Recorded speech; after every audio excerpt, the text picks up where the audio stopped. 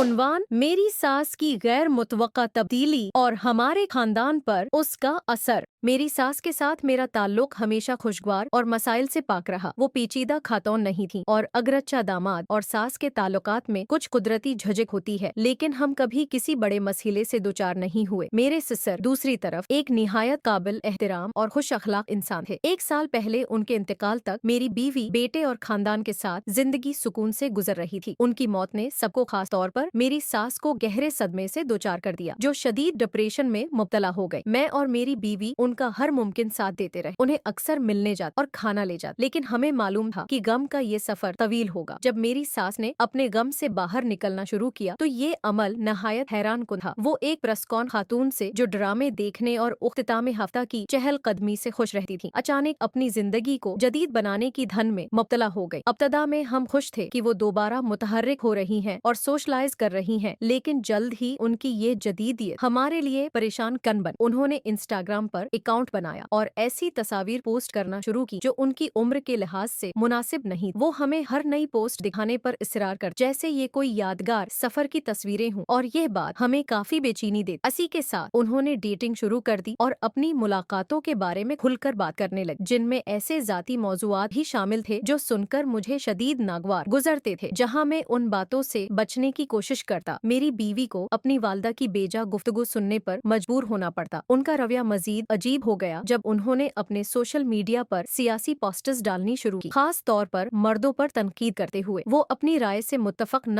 होने वालों को ब्लॉक कर देती। बराबरी की बातें करते हुए उनके अमल अक्सर तजाद से भरे होते, जो खानदान में मजीद तनाव पैदा करता। हमने उनकी ये तब्दीलियां किसी हद तक बर्दाश्त की,